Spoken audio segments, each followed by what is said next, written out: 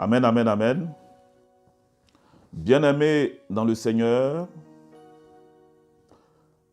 que, n'est-ce pas, le Dieu des esprits de toute chair vous donne d'être remplis de la connaissance de sa volonté, en toute sagesse et intelligence spirituelle, pour marcher, n'est-ce pas, d'une manière digne de notre Seigneur Jésus-Christ de Nazareth et lui être entièrement agréable.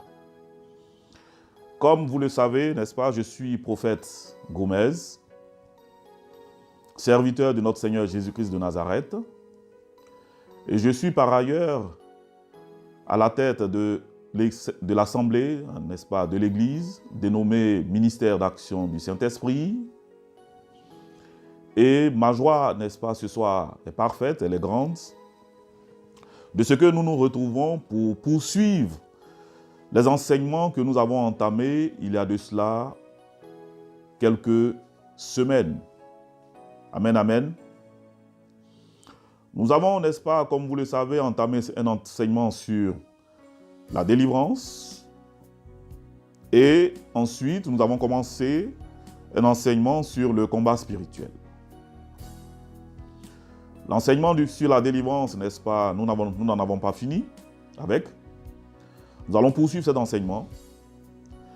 Mais ce soir, n'est-ce pas, nous allons continuer l'enseignement sur le combat spirituel.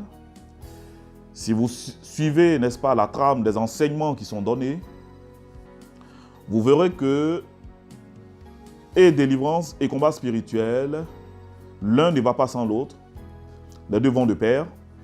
Raison pour laquelle, après avoir, n'est-ce pas, commencé par la délivrance, nous avons trouvé nécessaire, n'est-ce pas, de faire un enseignement sur le combat spirituel afin que le peuple de Dieu ait toutes les armes, parce que notre objectif aujourd'hui est de permettre au peuple de Dieu, n'est-ce pas, de vivre une liberté en Christ, et de permettre au peuple de Dieu, n'est-ce pas, d'amorcer et de vivre, n'est-ce pas, une vie chrétienne pleine et harmonieuse.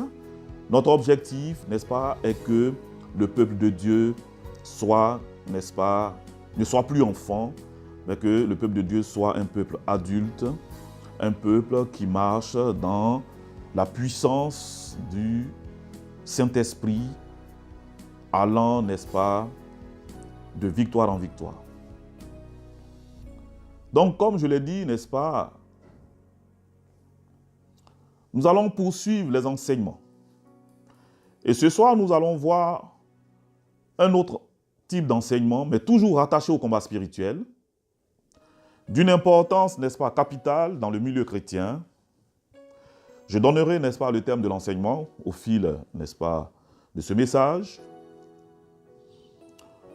Mais comme à notre habitude, nous allons rester collés aux Saintes Écritures. Et pour ce faire, nous allons prendre nos Bibles, excusez-moi du thème, nos Bibles dans le livre de Galates. Galates chapitre 2, verset 20. Donc je dis bien, Galates chapitre 2, verset 20. Amen, amen. Je vois déjà certaines personnes en train de sourire parce que c'est un verset qui est connu, n'est-ce pas, du milieu chrétien. Beaucoup de chrétiens, n'est-ce pas, aiment particulièrement ce verset. Moi aussi, je l'aime. Ce passage biblique dit ceci. Je lis donc la parole de Dieu, Galates chapitre 2, verset 20. J'ai été crucifié avec Christ et si je vis, ce n'est plus moi qui vis, c'est Christ qui vit en moi. Si je vis maintenant dans la chair, je vis dans la foi au Fils de Dieu qui m'a aimé et qui s'est livré lui-même pour moi. Amen. Nous allons recommander ce moment, n'est-ce pas, à la grâce de notre Dieu par une prière. Éternel notre Dieu, notre Père, toi qui nous donnes de pouvoir exister, toi qui crées en nous le vouloir et le faire selon ta majestueuse volonté. Nous sommes là ce soir encore, Seigneur, pour ta gloire, par ton esprit. Prends le contrôle de mon esprit, de mon âme, de toute ma personne. Que seul, Seigneur, ta gloire soit manifestée. Donne-nous d'avoir, n'est-ce pas, un esprit de sagesse, un esprit de révélation.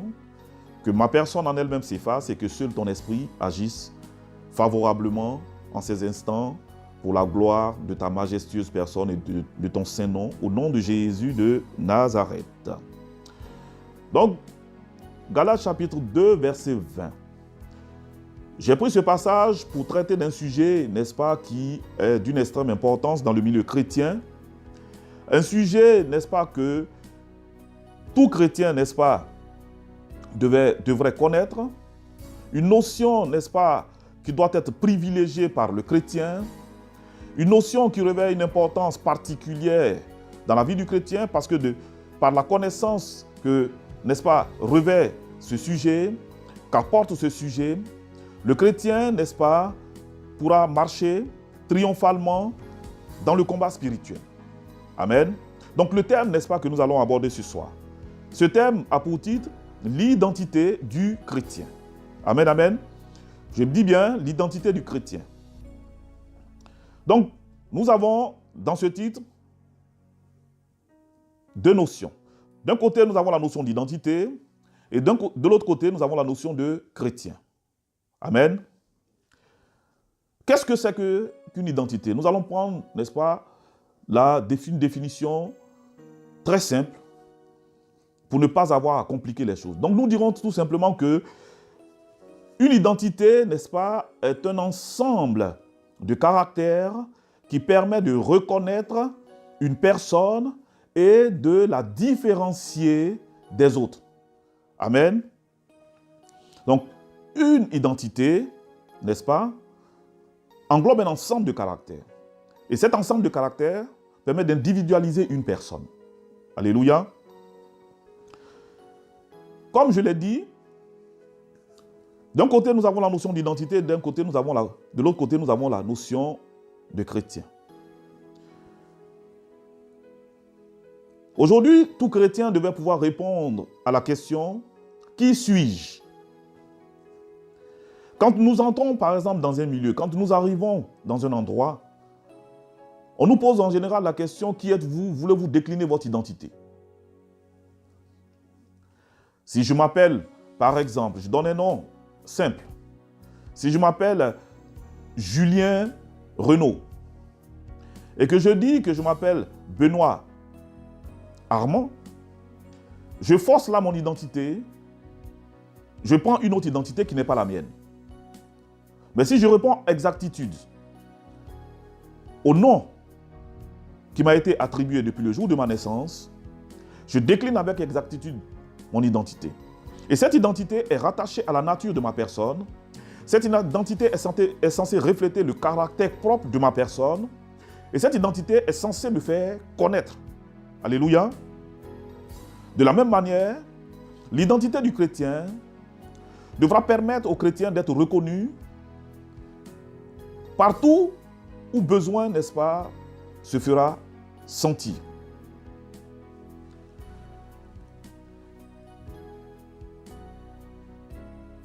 Qu'est-ce que c'est que le chrétien?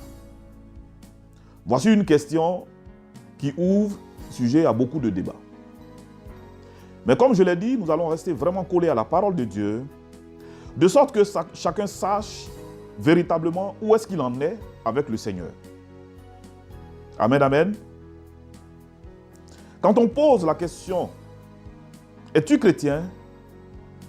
de façon machinale, les personnes répondent « Oui, je suis chrétien ».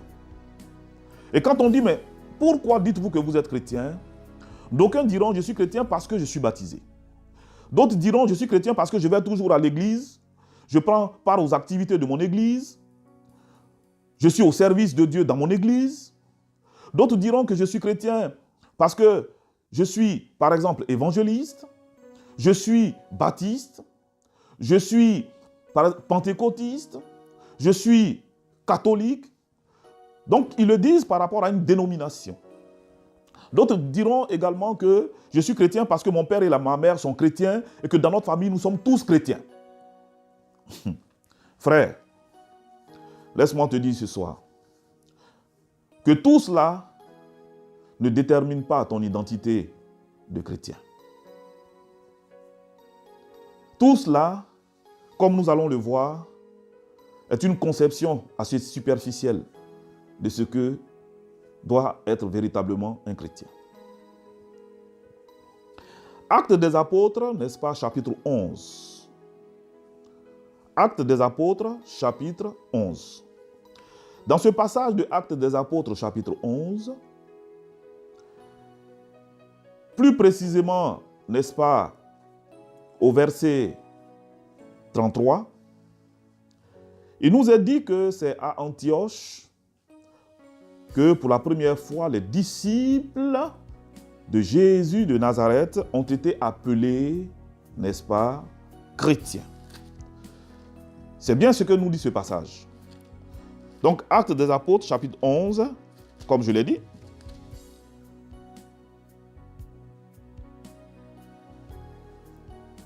Au verset, n'est-ce pas, comme je l'ai dit tout à l'heure, au verset 26, je m'excuse, n'est-ce pas, du lapsus encore, de ce lapsus de ma part, au verset 26 précisément, c'est à Antioche. Antioche était une ville de l'Asie. Mais cependant, à cette époque, Antioche, nous le savons, était une ville, l'une des villes principales de l'Empire romain, qui était l'empire qui était le plus puissant du monde de l'Antiquité à cette période. Et Antioche, n'est-ce pas, était une ville qui était polythéiste. Donc une ville où il y avait un nombre incalculable de cultes voués à différents dieux. Donc c'est dans ce contexte polythéiste, c'est dans ce contexte de culte idolâtre, c'est dans ce contexte où, n'est-ce pas, il y avait un nombre incalculable de dieux qui étaient, n'est-ce pas, adorés, sans pour autant que ça ne soit le vrai Dieu, que les chrétiens, n'est-ce pas, qui sont apparus à la faveur, n'est-ce pas, d'une persécution qui avait eu lieu à Jérusalem, persécution qui s'était soldée par la mort, n'est-ce pas, de Étienne, qui était un disciple véritable de Jésus de Nazareth. Donc, dans le cadre de la fuite par rapport à cette persécution, les disciples de Christ se sont retrouvés, n'est-ce pas, à Antioche, donc dans cette ville d'Asie mineure, où ils ont, n'est-ce pas, continué à annoncer le message de l'évangile de la gloire de Christ. Mais pourquoi, alors, on se pose la question de savoir pourquoi les populations d'Antioche ont eu à cataloguer ces disciples qui étaient là de chrétiens. Vous voyez dans Actes des Apôtres, chapitre 2, il nous est dit tout simplement que le nombre de personnes qui avaient été converties demeuraient ensemble, prenaient leur repas ensemble, dans la simplicité de cœur, avec joie, manifestant une communion fraternelle qui jusque-là, n'est-ce pas, n'était pas connue du monde, et où se dégageait un amour réel. Mais au milieu de cet amour, au milieu de cette communion fraternelle, au milieu, n'est-ce pas, de cette joie qui les animait, il y avait, n'est-ce pas, un évangile qui était prêché. Il y avait une doctrine qui était enseignée nouvellement. Et cette doctrine n'était autre que Jésus-Christ de Nazareth, mort et ressuscité pour le salut de l'humanité, et au nom de qui le pardon des péchés, n'est-ce pas, devait être octroyé par Dieu le Père à toute personne qui viendrait à placer sa foi en Jésus-Christ de Nazareth comme seul Seigneur et Sauveur.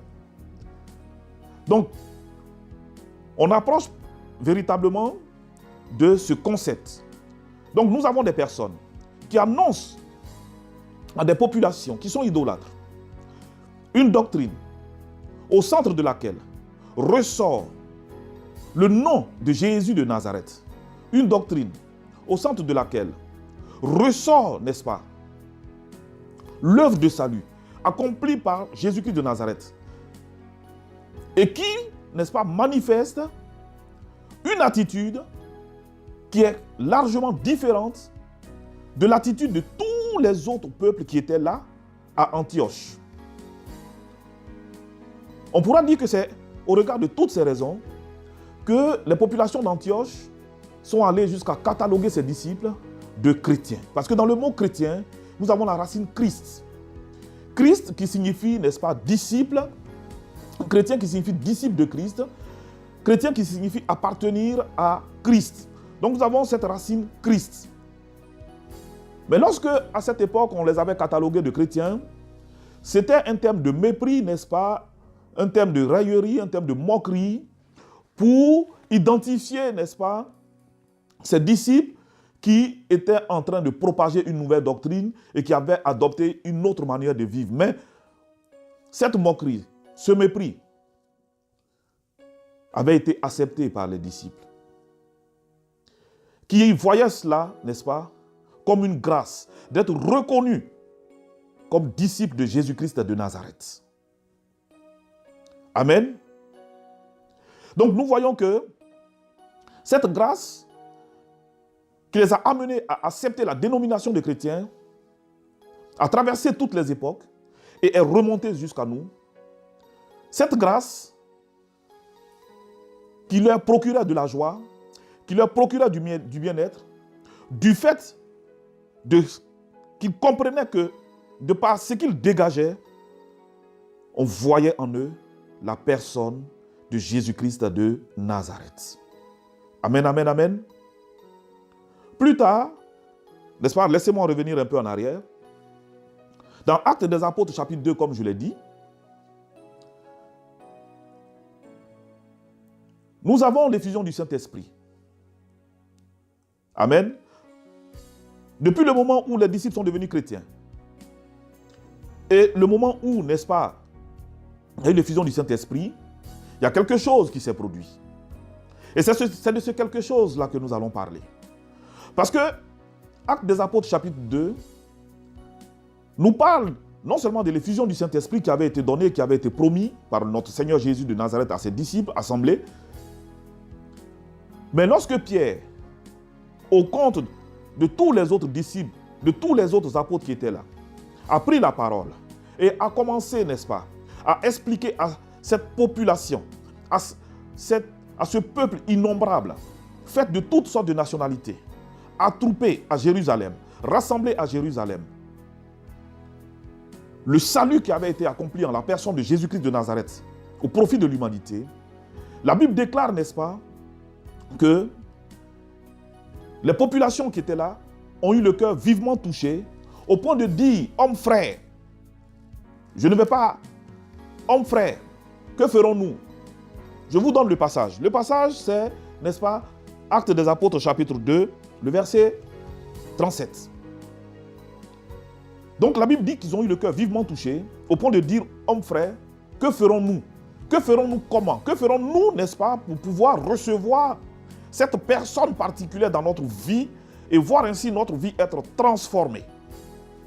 Voici la question, n'est-ce pas, que ces peuples, ces personnes rassemblées, ces personnes dont le cœur avait été vivement touché par le message de l'Évangile, ont posé à Simon-Pierre. Et Simon-Pierre, toujours rempli du Saint-Esprit, leur répond ceci.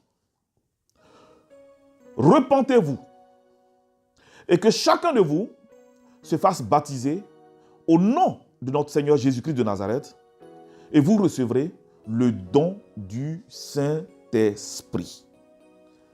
Ce passage, frère, est extrêmement important dans la définition de ce qu'est un chrétien. Ce passage fait ressortir 3 éléments. Pierre commence par dire « repentez-vous ». Il commence par demander à la population qui est là de se repentir. Mais de se repentir de quoi? De se repentir de sa mauvaise voie. De se détourner de sa mauvaise voie. De se détourner de ses péchés. Amen. La repentance doit provenir de l'état du cœur qui reconnaît, n'est-ce pas, la mauvaise attitude dans laquelle il est et se détourner de cette mauvaise attitude. Donc, Pierre appelle les personnes dont le cœur a été touché à renoncer à cette mauvaise voie. Cette mauvaise voie dans laquelle ils étaient et pour laquelle ils étaient privés, n'est-ce pas, de la présence du Dieu vivant. La repentance, n'est-ce pas, doit permettre à toute personne de rebrousser chemin, de tourner le dos à un péché dans lequel il sait vivre et qui le met en opposition avec l'Éternel, notre Dieu. Cela doit se faire en toute sincérité, en toute honnêteté. C'est seulement à cette seule condition que, n'est-ce pas, la repentance, le renoncement, l'abandon, n'est-ce pas, de cette mauvaise voie, de ce péché est accepté par l'Éternel, le Dieu vivant. Amen, amen. La deuxième notion qui apparaît, il dit, faites-vous baptiser au nom de Jésus de Nazareth. Nul ne peut, n'est-ce pas, rentrer dans un acte d'identification avec Jésus de Nazareth si ce dernier ne renonce pas à ses mauvaises voies, si ce dernier ne renonce pas, n'est-ce pas, à l'iniquité et au péché dans lesquels il sait vivre. Amen, amen. Donc quand Pierre dit, et faites-vous baptiser au nom de Jésus de Nazareth, le baptême en question dont il est l'objet ici, certes c'est le baptême par immersion, mais ce baptême laisse sous-entendre que la personne qui vient à Christ doit placer d'abord sa foi en Jésus-Christ de Nazareth comme son seul Seigneur et Sauveur. Oui, comme son seul Seigneur et Sauveur personnel, placer sa vie entièrement entre les mains du Seigneur Jésus de Nazareth et accepter par, n'est-ce pas, le baptême, l'acte d'identification en la mort, en l'ensevelissement et en la résurrection de Jésus-Christ de Nazareth. Amen, amen, amen. Donc comprenons bien qu'il ne s'agit pas d'aller dans les eaux du baptême tout en demeurant, n'est-ce pas, rattaché au mal dans lequel nous vivons. La première étape que Pierre mentionne, se repentir. La deuxième étape, qui va procéder à l'acte d'identification, comme Jésus-Christ de Nazareth lui-même, il s'est identifié aux pécheurs en allant dans les eaux du baptême, quoi qu'il n'en avait pas besoin. De la même manière, n'est-ce pas, lorsque nous renonçons à nos mauvaises voies, l'acte d'identification va consister à rentrer dans les eaux du baptême pour être mort, pour être enseveli et ressuscité avec Jésus-Christ de Nazareth. Cette résurrection, n'est-ce pas, va nous amener au troisième élément qui ressort de ce texte, le don du Saint-Esprit. Oui, frère, le don du Saint-Esprit. Cette résurrection va nous permettre de rentrer dans ce troisième élément. Nul ne peut recevoir le don du Saint-Esprit si une condition n'est pas remplie. Et cette condition qui doit être remplie, nous allons en parler. Cette condition qui doit être remplie, c'est ce que la Bible appelle la nouvelle naissance.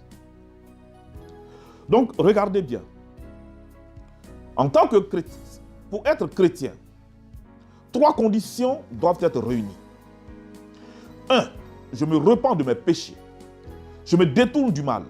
J'aligne ma vie sur la volonté de Dieu. Je place ma foi en Jésus-Christ de Nazareth comme seul Seigneur et Sauveur. Je m'identifie à la personne de Christ, en sa mort et à sa résurrection. Et ensuite, je nais de nouveau. Oui, je nais de nouveau. Cette notion de nouvelle naissance est capitale pour faire, n'est-ce pas, d'une personne un chrétien. Si un de ces éléments vient à manquer dans la vie de la personne n'est pas chrétien, n'est pas du tout un chrétien. La nouvelle naissance, n'est-ce pas, qu'est-ce que c'est? Nous allons en parler. Souvenez-vous de Jean chapitre 3, le verset 7. Dans ce passage, le Seigneur dit à Nicodème, il faut que vous naissiez de nouveau. Il y a un impératif. Il dit, il faut que vous naissiez. C'est une obligation. Que l'homme soit de nouveau recréé. Mais recréé non pas dans le domaine physique, mais pour le domaine spirituel. Et dans le domaine spirituel. Amen, amen. Qu'est-ce que c'est que la naissance? On dira que, tout simplement, que naître, c'est venir au monde. C'est commencer à exister et commencer à se manifester. Amen. Donc la naissance physique, dans la vie d'une personne, va permettre à cette personne de rentrer dans le monde, va permettre à cette personne de commencer à exister pour le monde, va permettre à cette personne, n'est-ce pas, de véritablement commencer, n'est-ce pas, à se manifester dans ce monde et à être connu du monde. Amen, amen. Mais cependant, cette naissance physique nous fait rentrer inexorablement dans la descendance de Adam. Amen. Cette naissance physique nous fait rentrer inexorablement dans la descendance de Adam. Or, nous savons que toute la race humaine est issue de Adam. Amen, amen. Oui, frère, toute la race humaine est issue de Adam. Donc, quand notre Seigneur, le Dieu Tout-Puissant, regarde l'humanité, regarde à la race humaine sans Christ, il voit cette race humaine en Adam. Or, être en Adam, n'est-ce pas, expose à un certain nombre de conséquences aux yeux de l'Éternel notre Dieu et même pour notre propre vie. Je ne vais pas m'étaler dans toutes les conséquences. Je parlerai simplement de quelques conséquences, de sorte que chacun d'entre nous, que tu sois chrétien, que tu sois non chrétien, que tu saches véritablement où te situer. La première conséquence, n'est-ce pas, dont j'aimerais parler, nous dit tout simplement ceci. En Adam, selon Jean chapitre 8, verset 44, l'humanité a hérité de père spirituel, le diable. Donc toute personne qui n'a pas Jésus-Christ de Nazareth dans sa vie comme Seigneur et Sauveur, a pour père spirituel, selon la parole de Dieu, le diable. Nous ne pouvons avoir deux pères spirituels. Ou nous avons pour père spirituel le diable, ou nous avons pour père spirituel le Dieu des armées. Mais la Bible nous précise avec exactitude que le païen, que le monde, que toute personne livrée au monde, toute personne appartenant au monde, a pour père spirituel le diable, parce que Satan a hérité après s'être détourné du Dieu vivant pour père spirituel le diable. Et sachant que l'humanité est la descendance de Adam, l'humanité a alors pour père spirituel le diable. Donc toute personne qui appartient au monde a pour père spirituel le diable. Ce qui est une conséquence déjà qui est dramatique parce que nous reproduisons en général les faits et gestes et les désirs, n'est-ce pas, de nos pères. Donc une personne non chrétienne est vue par Dieu comme étant, n'est-ce pas, un fils de la rébellion, un enfant de colère. Pourquoi? À cause de Satan. Le deuxième fait, n'est-ce pas, nous retrouvons cela en Romains chapitre 3, verset 23, qui nous dit ceci. Tous ont péché et sont privés de la gloire de Dieu. En Adam. En Adam. Quand une personne est en Adam, n'est-ce pas, elle hérite de la nature pécheresse de Adam. Et cette personne est inévitablement privée de la gloire de Dieu. Qu'est-ce que c'est que être privé de la gloire de Dieu? Être privé de la gloire de Dieu, c'est être privé de la vie de Dieu. C'est être privé de la présence gratifiante de Dieu. C'est être privé, n'est-ce pas, de la manifestation, n'est-ce pas, de cette présence, n'est-ce pas, qui nous donne de vivre le bonheur. C'est être séparé de Dieu. Amen, amen. Or, qu'est-ce qui se passe? Lorsque nous sommes séparés de Dieu, nous mourons spirituellement. Et l'une des conséquences de cette mort spirituelle est que plus le temps va passer, plus l'homme sera enclin, n'est-ce pas, au mal, plus l'homme sera porté vers le mal, l'homme ira de corruption en corruption, parce que cette présence de Dieu n'y est pas, cette présence de Dieu qui est la source de tout bien, l'homme en est privé. Donc l'homme va aller progressivement, en s'endurcissant, au point de ne plus entendre la voix de Dieu, au point où Dieu va apparaître à l'homme, n'est-ce pas, privé de sa présence, très lointain. C'est ainsi que toute personne, n'est-ce pas, privée de la présence de Dieu, toute personne appartenant au monde va naître dans une incapacité de pouvoir de lui-même entretenir une relation personnelle avec le Seigneur, de pouvoir comprendre le Seigneur, de pouvoir le désirer et de pouvoir encore moins connaître ses voies. Amen, amen. Vous voyez déjà, il y a déjà deux conséquences qui sont dramatiques. La troisième conséquence dont nous allons parler, toujours en rapport avec le fait d'être un Adam, se retrouve, n'est-ce pas, en Romains chapitre 3, le verset 10 et 12, où il est dit qu'il n'y a point de juste, pas même un seul, nul n'est intelligent, nul ne cherche Dieu, tous sont pervertis, tous se sont égarés. Vous voyez, c'est pour dire qu'aux yeux de Dieu, il n'existe aucune œuvre, aussi parfaite soit-elle, mais qui émane, n'est-ce pas, de la chair, qui émane de l'homme lui-même, qui ne puisse être agréée par le Seigneur. Pourquoi?